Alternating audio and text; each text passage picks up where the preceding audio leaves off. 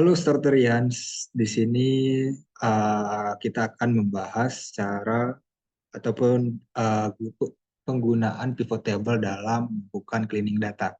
Jadi ada beberapa pemakaian yang ada beberapa fungsi pivot table yang sering digunakan dalam melakukan cleaning data. Tapi itu balik lagi tergantung kreativitas cara teman-teman atau cara kita dalam memanfaatkan pivot table itu sendiri.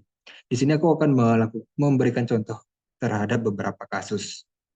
Mungkin yang pertama ini kita pahami dulu data set yang ada. Ini ada customer ID, total price, brand purchase, sales hospitality satisfaction, sama after sales service satisfaction.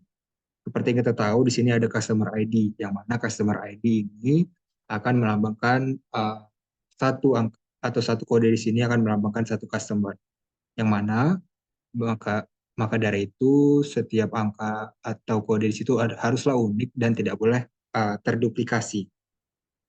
Jadi kita bisa mengecek apakah ada duplikasinya itu dengan beberapa cara seperti mungkin cara mudahnya kita bisa pakai condition of formatting, lalu duplicate values langsung ketahuan angka-angka yang terduplikasi itu apa aja. Lalu kita bisa handling uh, values-nya. Namun kita juga bisa pakai pivot table dalam hal kasus ini. Dan mungkin sedikit lebih susah namun dapat memberikan kita insight yang lebih lebih jelas. Nanti caranya kita bisa pakai pivot table dengan cara insert lebih dahulu.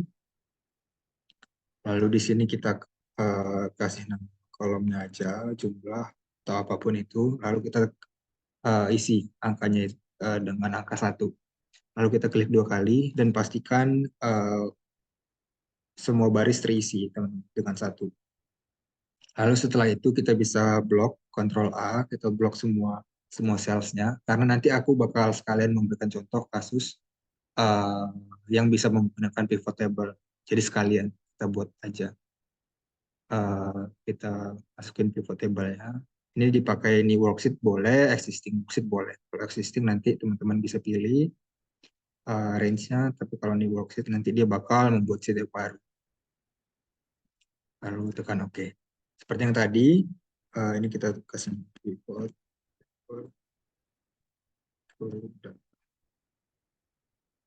Kita mau mengetahui apakah ada yang terduplikat di customer ID. Kita drag and drop ke rows, lalu values-nya pakai jumlah. Kalau teman-teman perhatikan ini adalah nama-nama dari kolom kita, teman. Jadi jumlah tadi yang barusan kita tambahkan tuh ini. Lalu dari sini kita bisa aplikasikan filter. Kita ketik data. Lalu seperti yang kita tahu di sini, kalau misalnya lebih dari 1, ini kan sum of jumlah, berarti total dari kolom jumlah yang mewakili nilai ini. Yang di sini KDS 10001 itu berjumlah 5. Berarti dia terduplikasi 4 kali, teman. Ini kita bisa filter, di sini kelihatan, berarti yang bukan 1 itu adalah uh, customer ID yang terduplikasi. Lalu di sini kita bisa kelihatan dan duplikasinya pun kelihatan ada berapa, teman. Sini teman-teman, setelah mengetahui ini teman-teman bisa langsung bertindak atau melakukan sesuatu dengan customer ID-nya. Itu bisa sesuai dengan asumsi yang akan teman-teman pakai di data cleaning-nya. Bisa dihapus atau mungkin karena takut nilai yang dikandungnya itu nanti berkurang signifikan, bisa diganti nilainya atau seperti apa itu terserah. Mungkin kita pakai filter. Mungkin salah satu contohnya kita contohin teman-teman. IDS 1 tadi kan ada 5. Nih, karena kita tahu mungkin data yang kita gunakan itu banyak dan kita pede kalau misalnya kita hapus 4 ini nggak akan mengubah persebaran data dari kolom-kolom lain, mungkin itu bisa kita hapus. Tapi nggak disarankan terus-menerus dihapus. Dan akan dibahas mungkin di pertemuan selanjutnya kan, kalau mengenai handling the values.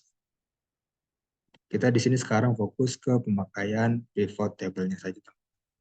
Lalu pivot table juga bisa digunakan Mungkin ini kita close dulu di sini. Di sini ada kolom after sales service satisfaction. Sini ada angka 1, 2, 3, bahkan sampai 6 dan juga 7. Kalau kita lihat seperti ini, kita mungkin kurang tahu uh, angka yang sebenarnya yang bakal diisi di sini. Namun kita bisa dengan mudah mengetahuinya dengan menggunakan pivot table. Jadi caranya sama seperti tadi, kita drag and drop ke rows, lalu jumlahnya kita masukin ke values. Nah, di sini baru langsung kelihatan nilai mayoritas itu tersebar di skala berapa 1 sampai 5 ya. Jadi di luar ini tuh bisa dibilang bukanlah data yang valid. Lalu bisa kita lakukan tindakan berikutnya. Seperti yang tadi, bisa dihapus, bisa diganti nilainya, atau apapun itu nanti tergantung dari asumsi yang teman-teman pakai atau analisis yang teman.